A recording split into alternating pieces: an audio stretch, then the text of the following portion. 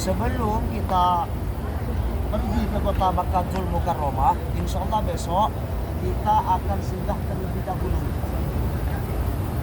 Insya Allah kita akan singgah di Masjid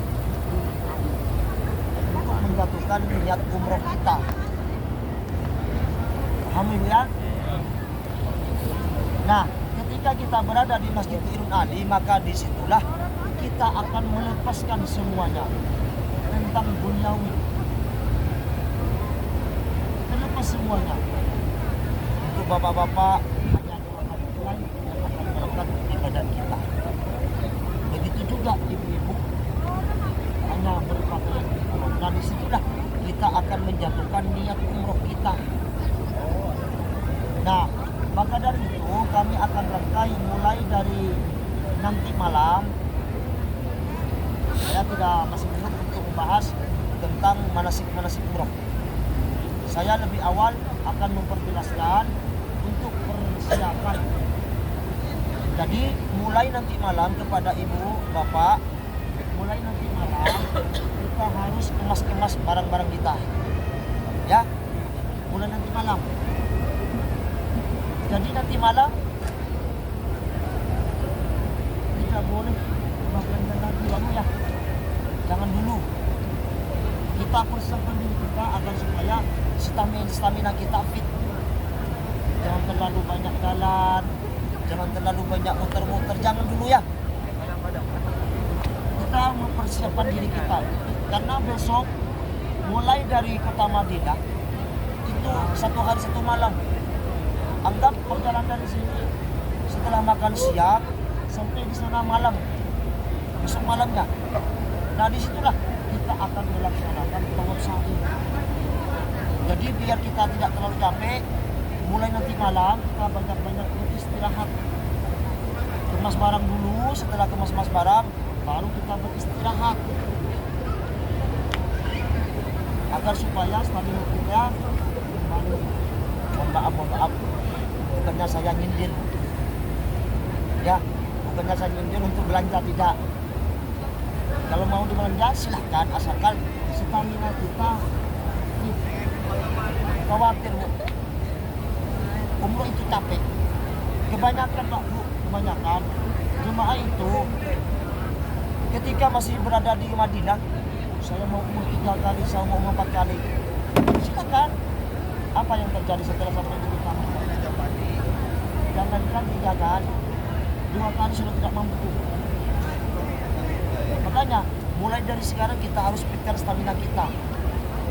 Nah, yang pertama mulai nanti malam Bapak Ibu harus mengemas barang-barang. Setelah kita mengemas-kemas, maka Ibu Bapak bisa merapikan anggota tubuh kita. Barangkali ada yang kuku, jenggot, kumis, dirapikan semuanya. Biar kita mendapatkan sunnah umrah kita. Karena itu dalam pelaksanaan besok bisa dilakukan nanti malam. Seperti menggunting kuku, memotong kuku, merapikan rambut, merapikan jenggot, kumis, semuanya dirapikan bulu-bulu yang berada di badan kita. Karena itu termasuk sunnah. Nah, setelah menjelang sholat subuh, maka Ibu Bapak harus melaksanakan sholat subuh di Masjid Nabawi. Setelah selesai sholat subuh, kembali ke hotel, Bapak Ibu langsung sarapan. Kira-kira jam 8, maka Ibu Bapak harus mengeluarkan koper berada di depan kamar masing-masing. Jangan diturunin sendiri Bu ya, capek nanti. Biar petugas hotel yang menurun. Simpan aja di depan kamar. Saya sendirian sih besok yang akan mengurus. Tinggal saya ajukan kepada petugas hotel. Biar petugas hotel yang akan menurunin ke bawah. Jangan pusing-pusing Bu. Karena di sini Bapak Ibu itu ada saya. Jangan pusing-pusing. Kalau saya sampaikan seperti itu, mungkin aja yang tidak ribet. Kemarin pertama saya bawa Jumat kemarin sudah disampaikan, disimpan di depan kamar masing-masing. Berlomba-lomba turun sendiri. Jangan pusing-pusing. Jadi kita harus menyimpan dan menaruh koper di depan kamar masing-masing. Paling lambat jam 8:30. Nah, kalau jam 8:30 Bapak Ibu tidak menurunin tidak menaruh koper di depan kamar masing-masing, maka di situ tertib sendiri. Misalkan satu contoh, koper teman-teman sudah dikeluarkan pas ibu bapak masih ada di dalam, sedangkan punya yang teman sudah diturunin sama petugas, maka ibu bapak masih lambat. Nah, maka disitulah risikonya ibu bapak sendiri. Jadi paling lambat jam 8:30. Paham ya? Nah, setelah kita mengeluarkan koper, maka ibu bapak harus mandi junub. Bagaimana caranya mandi ihram? Sama halnya seperti mandi hadas besar. Cuman niatnya beda. Kita niat ihram. Paham ya? Insyaallah kalau mandi besar, insyaallah Bapak Ibu sudah tahu. Seperti mandi hadas besar, cuman niatnya kalau tidak bisa memakai bahasa Arab, pakai bahasa masing-masing. Niatnya pakai bahasa masing-masing. Niatnya mandi ihram. Kalau saya sendiri biasanya memakai nama itu Akbar Ani Ihram. Lillahi ta'ala. Nah, setelah kita mandi ihram, maka ibu bapak harus bersiap-siap untuk memakai pakaian yang baru. Ya, bapak-bapak harus memakai kain ihram yang sudah disiapkan. Ibu-ibu harus rapi. Setelah kita berpakaian ihram, maka kita harus mempersiapkan diri untuk melaksanakan sholat di Masjid Nabawi. Nah, sholat zuhur dan asarnya itu di jamak takdim. Berarti sholat asarnya itu harus ditarik ke sholat zuhur. Syaratnya sholat jamak takdim itu Bapak Ibu, setelah sholat zuhur kita zuhurnya ngikutin imam Masjid Nabawi. Setelah sholat zuhur jangan kita menunggu selesainya sholat jenazah. Kita tidak usah ikut sholat jenazah karena syaratnya sholat jamak itu tidak boleh tersendat, harus bersambung. Artinya setelah salam, Assalamualaikum warahmatullah, kemudian Bapak Ibu langsung berdiri. Kita harus melaksanakan sholat asar. Nah, disitulah kita akan menjamak. Bagaimana niatnya? Pakai bahasa masing-masing. Saya niat sholat asar ini bersatukan dengan sholat zuhur di jamak takdim 4 rakaat sudah. Kalau saya sendiri memakai Subhi fardhu asri majmu'an bituri jamak takdim 4 rakaatin, bingung itu kalau yang bahasa itu, karena itu kepunyaan orang Arab. Jadi kalau bahasa kita jangan repot-repot itu. Asalkan takbiratul ihram jangan pakai bahasa kita, Bu. Kalau takbiratul ihram bahasa kita bingung, apalagi di rombongan ini ada 3 daerah. Ada 3 daerah. Kebingungan nanti malaikat yang jabatnya. Jadi kalau takbiratul ihram pakai bahasa Arab Allah. Juga 4 rakaat ya. Jangan dikosor. Ini jangan dikosor. Jangan ngambil 2 rakaat. Yang seenaknya kita bukan sholat. Karena kita bukan syaratnya. Bukan syaratnya kosor. Nah, setelah kita melaksanakan sholat asar di jamaah takdim, maka ibu bapak langsung menuju kembali ke hotel untuk makan siang. Makan siang dulu, karena perjalanan Madinah ke Mekah itu kurang lebih 6 jam, jauh. Jadi harus makan siang dulu. Nah, setelah kita makan siang, baru ibu bapak harus menuju bis. Paham ya? Setelah kita menuju bis, langsung kita berangkat menuju ke Masjid Ibn Ali untuk menjatuhkan niat umroh kita. Nah, setelah kita menjatuhkan niat umroh, maka disitulah akan mulai apa yang dilarang oleh ihram. Kalau masih di Madinah masih belum bebas. Bagi bapak-bapak barangkali masih memakai kaos dalam, tapi harus memakai baju ihram. Walaupun bagi yang memakai kaos dalam tidak masalah. Kalau masih di Masjid Nabawi ataupun walaupun masih di masalah. Asalkan baju ihramnya sudah dipakai. Karena untuk bapak-bapak apalagi yang pertama kali umroh itu agak ribet Pak.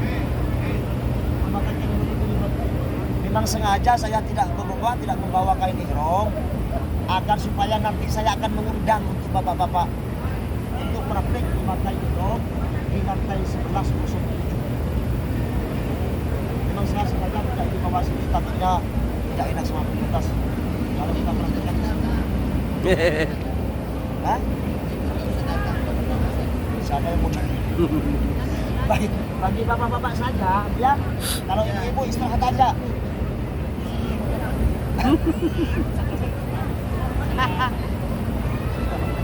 Akan saya kasih kepada Tuhan yang mau tanya biar cepat selesai kita melakukan. Nah, setelah kita menjatuhkan niat umroh kita, maka disitulah akan mulai apa yang dilarang oleh ihram. Nah, yang jadi pertanyaannya, rukun umroh ada berapa Bu? Rukun umroh ada berapa?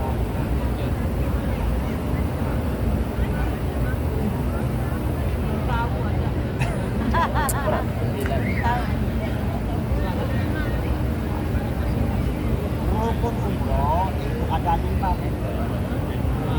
Yang pertama, berniat dengan keadaan berihram. Yang pertama itu niat dengan berkeadaan berihram di salah satu tempat yang ditetapkan. Niat umroh itu.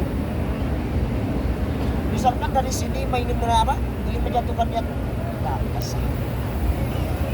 sah. Misalkan kita berada di Masjid Bali, masih memakai gamis, masih memakai sarung, sah. Jadi harus memakai pakaian pakaian ihram, harus berada di tempat yang sudah ditetapkan oleh Nabi Muhammad. Itu di Masjid. Yang pertama niat, yang kedua tawaf, yang ketiga sa'i, yang keempat tahallul, yang kelima tertib. Kalau tertib tidak disertakan pada rukun, berarti sa'i duluan itu boleh. Karena rukunnya ada tertib, maka harus berurutan. Paham ya? Nah, sekarang kita kembali ke rukun umroh yang pertama, yaitu niat. Setelah kita menjatuhkan niat, maka disitulah akan berlaku apa yang dilarang oleh ihram. Nah, bagi ibu larangannya ada berapa Bu? Karena larangan ibu-ibu dan bapak-bapak itu tidak sama Bu. Beda. Untuk ibu-ibu ada berapa larangan ihramnya? Untuk ibu-ibu larangan ihramnya itu ada 2 Bu. Ingat-ingat ya, ada 2. Yang pertama, tidak boleh menutup muka. Misalkan satu contoh memakai masker ataupun kafan, tidak boleh. Bagi ibu tidak boleh. Yang kedua, tidak boleh menutup kedua telapak tangan. Harus dibuka ini.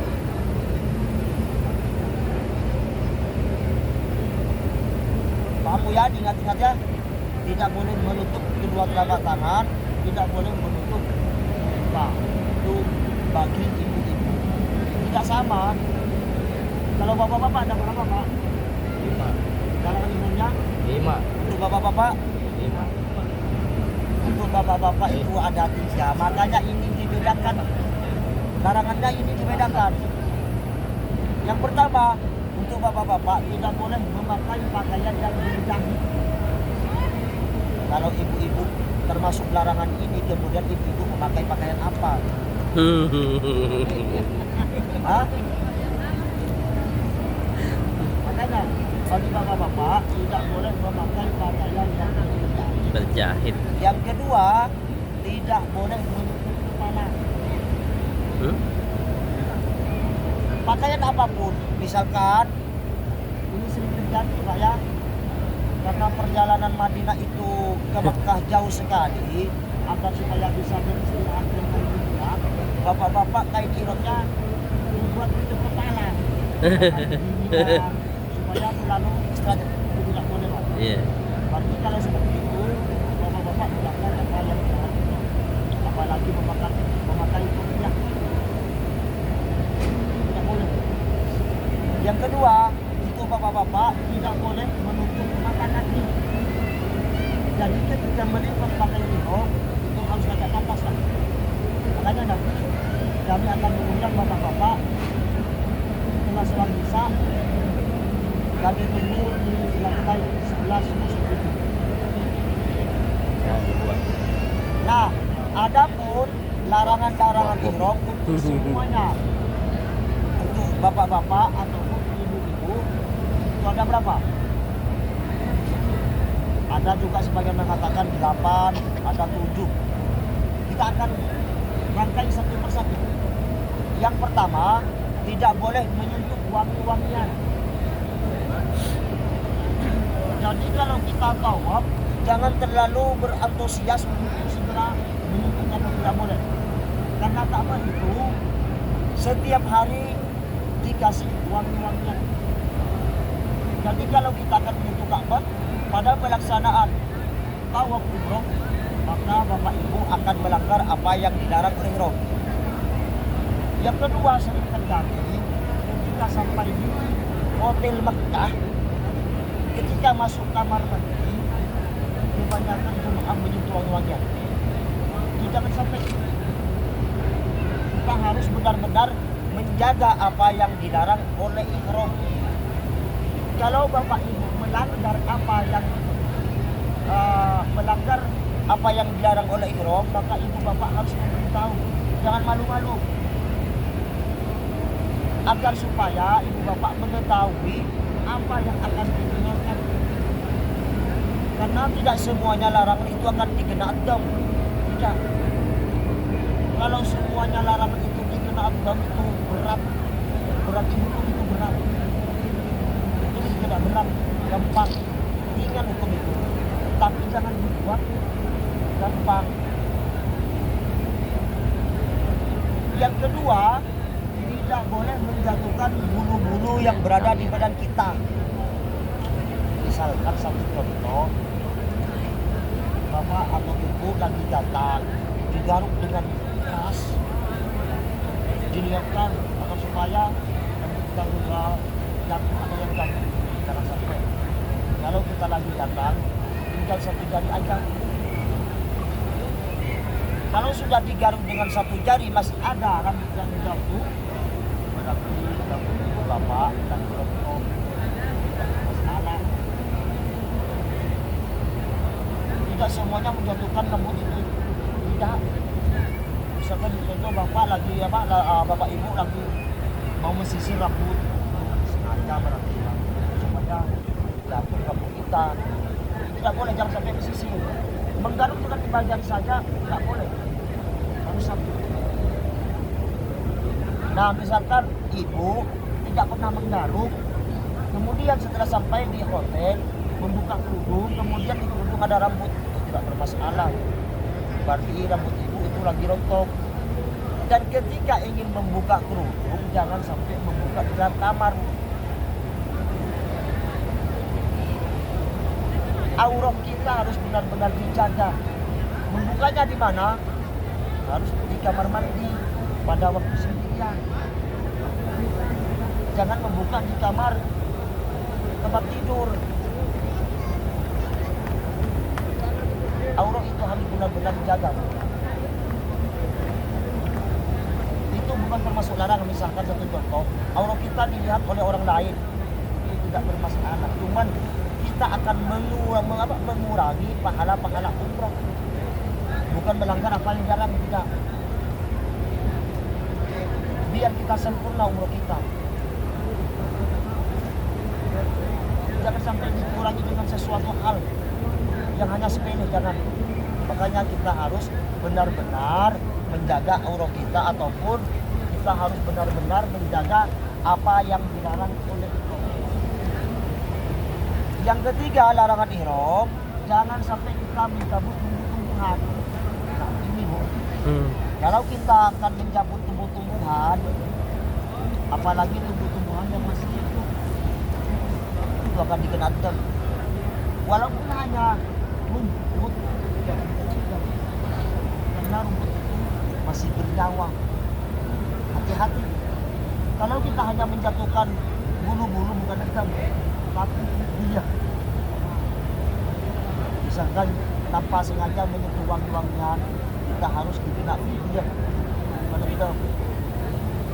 Yang keempat, tidak boleh bertumbuh mesra. Kamarin. Bagi suami istri ketika perjalanan dari sini ke kota Mekah, kita lebih banyak lebih baik banyak-banyak beristighfar, banyak-banyak berbahagia, jangan berjumpa mesra dulu, karena ini termasuk larangan-larangan. Yang kelima, jangan berkata fasik. Apa kata fasik itu? Maaf, kalimat-kalimat yang kotor. Jangan sampai kita mengeluarkan kalimat yang seperti itu. Kalau kita sampai mengeluarkan kalimat-kalimat seperti itu, akan dikena adab. Karena kalimat kotor itu kata-kata fasik, bisa menyakiti perasaan orang lain. Jangan sampai. Yang keenam, tidak boleh mengeluarkan darah. Misalkan lagi gampang digali keras sampai luka, tidak boleh. Itu akan dikena dam, menyiksa diri kita. Seperti hanya kita menggosok gigi, tidak boleh. Apalagi sampai keluar darah. Paham ya? Yang ketujuh, tidak boleh menikah atau menikahkan. Tidak akan terjadi, Pak. Kalau bagi jemaah umroh tidak akan terjadi. Tapi kalau bagi jemaah haji sering terjadi, Pak. Hal-hal seperti itu sering terjadi. Menikah ataupun menikahkan. Nah, maka dari itu ibu bapak yang bagi Allah Subhanahu wa taala, maka kita harus benar-benar menjaga apa yang dilarang oleh ihram. Biasanya Bapak Ibu, setiap kali bertemu, setiap kali keberangkatan, pasti saya itu akan selalu mengingatkan. Kenapa? Pasti Bapak Ibu sering lupa. Kenapa? Karena kebingungan. Kebingungan, pasti itu kebingungan. Jadi pasti akan selalu diingatkan. Ketika berangkat dari sini selalu diingatkan. Setelah ingin sampai di hotel kita di Mekah besok, masih akan diingatkan kembali. Karena itu penting, penting. Karena ini termasuk tanggung jawab semua. Ketika kalau saya tidak bisa menyampaikan apa termasuk amanah-amanah itu, maka tanggung jawab itu semua akan bertanggung jawab. Dalam ibadah ini tidak berani saya. Mohon maaf. Nah, setelah apa yang disampaikan pas ibu bapak melanggar sesuatu yang telah disampaikan, terserah bapak ibu saja. Saya sudah lepas dari tanggung jawab. Nah, maka dari itu, ketika ibu bapak melanggar apa-apa yang dilarang oleh Allah, segera memberitahu saya. Kalau tidak memberitahu itu saya. Biar supaya umroh kita menjadi umroh yang sempurna. Kalau umroh sudah sempurna, insya Allah umroh kita akan dijadikan umroh yang mabrur dan mabrur.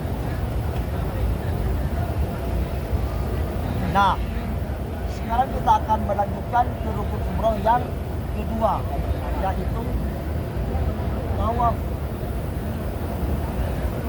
Perhatikan Bu, sering terjadi. Karena itu tawaf, Rasulullah mengajarkan kepada kita tawaf itu seperti sholat. Tawaf itu seperti sholat. Kita harus suci kalau tawaf. Tidak boleh batal wudu. Adapun pada pelaksanaan tawaf, ketika kita masuk ke Masjidil Haram,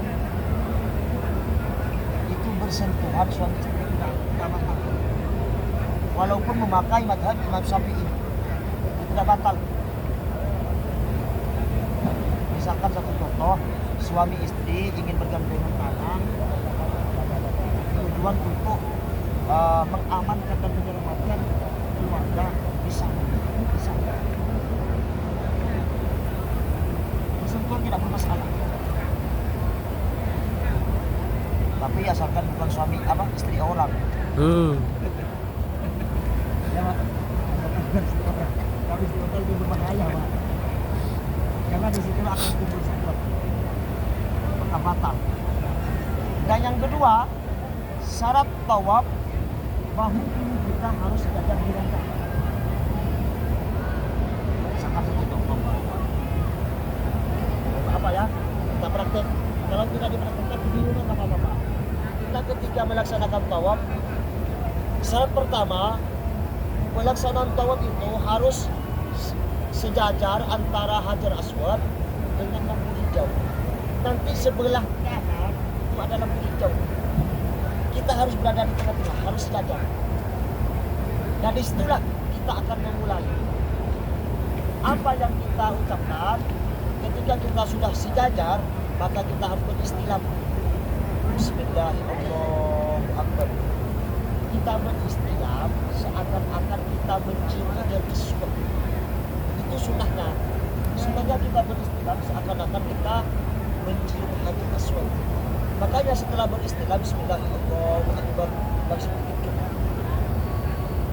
seakan-akan kita menyentuh Hajar Aswad, langsung kita cium. Bismillahirrahmanirrahim. Bismillahirrahmanirrahim. Nah, ketika kita lagi berjalan, dan untuk ibu-ibu diperhatikan, ketika beristilam untuk ibu-ibu jangan terlalu menekan tangan. Kita biasa saja, seperti kita takbiratul ihram. Kalau ibu-ibu takbiratul ihram, cukup hanya sejajar dengan bahu kita. Bismillahirrahmanirrahim. Maka bapak-bapak disunahkan untuk agak tinggi. Begitu juga ketika beristilam ibu-ibu, jangan terlalu tinggi, cukup Bismillahirrahmanirrahim. Kenapa? Yang dikhawatirkan karena ibu ketika mengangkat tangan, bajunya terbuka. Kalau auranya terbuka pada pelaksanaan tawaf, itu yang akan membatalkan.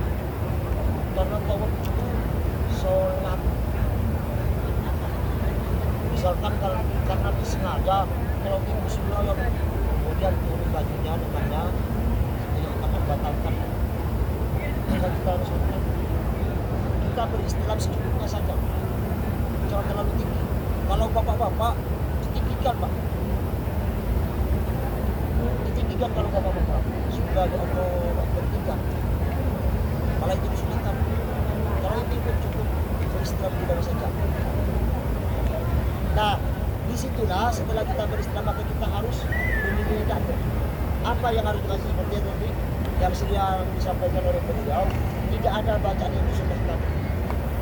Cuman ketika selesai beristilam yang disunahkan La ilaha illallah wallahu akbar. Nanti kalau masalah bacaan silakan saya akan bikin.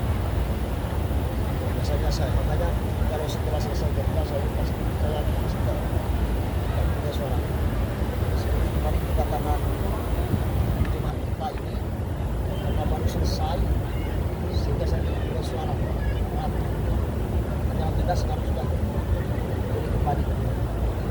Nah, ketika kita dalam bacaan itu, maka ketika sampai di rukun Yamani, di rukun Yamani sebagian ulama berpendapat ada yang diperbolehkan beristilam tapi tidak diperbolehkan berjumah. Beristilam tapi tidak diperbolehkan berjumah. Biar agar supaya kita aman karena termasuk takutnya mengurangi pahala-pahala kita ketika kita beristilam, takutnya lupa langsung berjumah. Alangkah baiknya tidak usah beristilam. Jadi ketika sudah sampai di rukun Yamani itu bacaan yang disunahkan.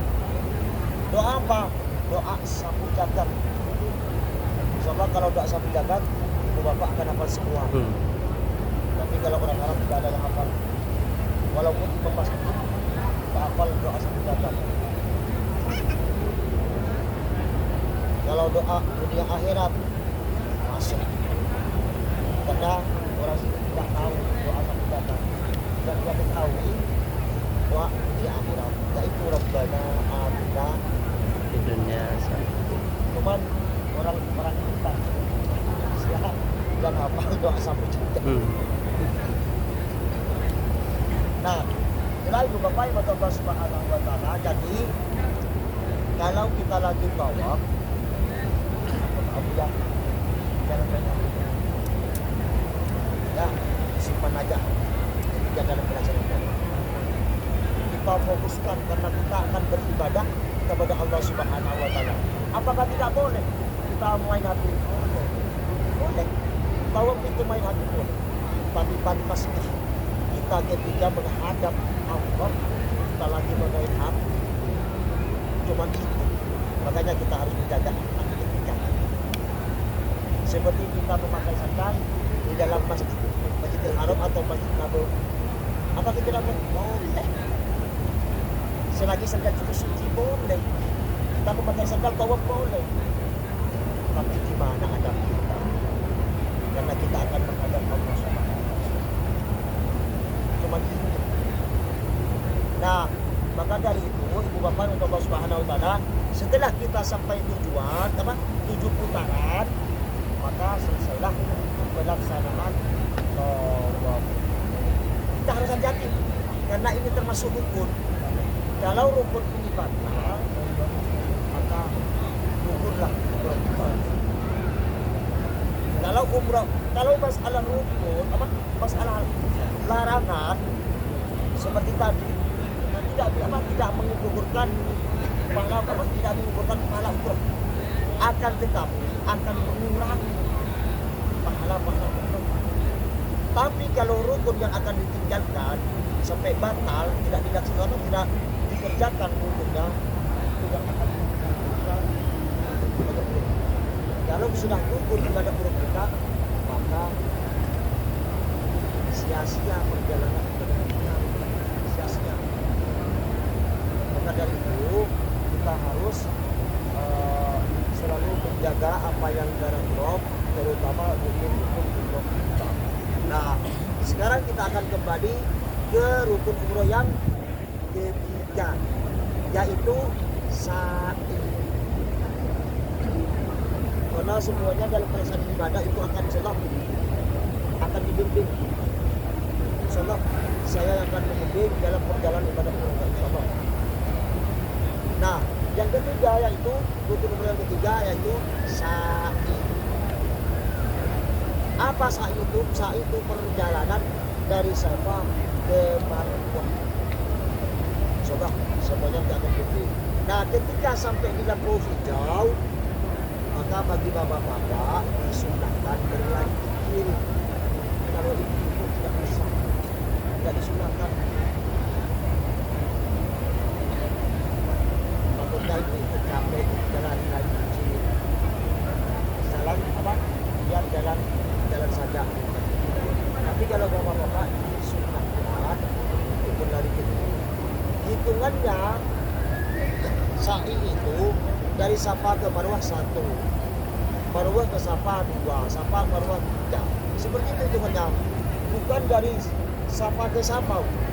Misalkan dari Safa perjalanan sampai ke Safa lagi 1, 3. Kalau sampai ke Safa lagi berapa jam kita selesai? pokoknya harus berakhir di Marwah, harus itu.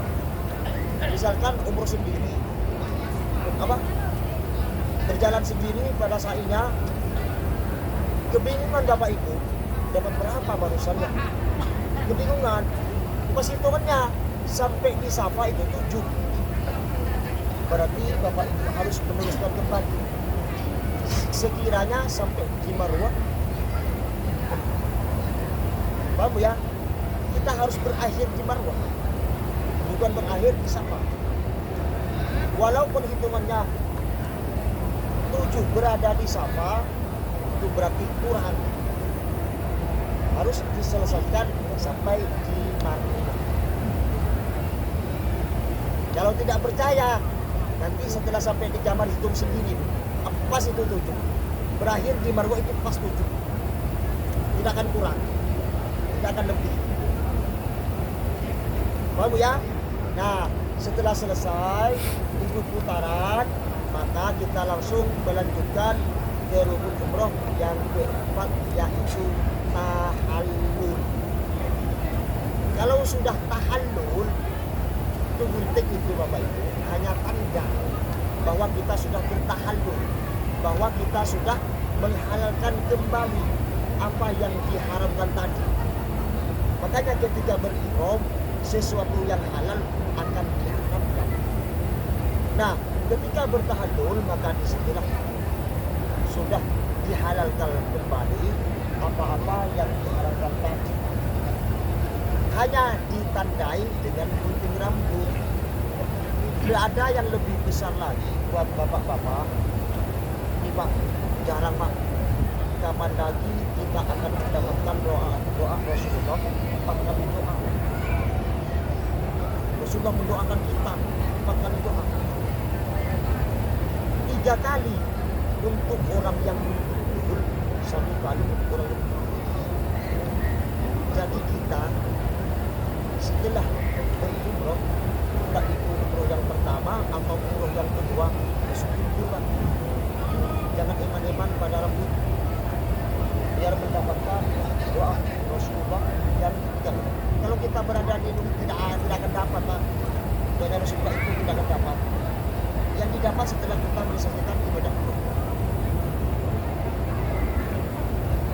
Paham Pak ya? Nah, setelah kita bertahallul, dan ini diperhatikan, kalau kita bertahallul, jangan langsung membantu orang lain ya. Apalagi yang belum pernah umroh, tidak diperbolehkan. Misalkan bapak-bapak itu karena sudah selesai sa'inya, kemudian suami istri akan mengguntingnya. Jangan sebelum bapak-bapak menggunting digunting rambutnya sendiri. Rambutnya sendiri sebelum digunting oleh orang lain. Jangan membantu orang lain. Kasihkan dulu rambutnya untuk bertahallul, baru bapak-bapak membantu istrinya. Kalau kita masih belum tahallul, jangan sampai kita menggunting orang lain. Nah, setelah kita selesai bertahallul, maka selesailah pelaksanaan ibadah umrah.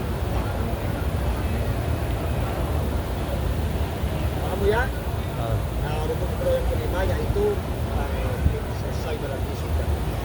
Nah, barangkali ada yang mau ditanyakan, dipersilakan. Ibu jangan dipikir habis ya. Jangan lagi saja ibu. Jangan sampai dulu habis.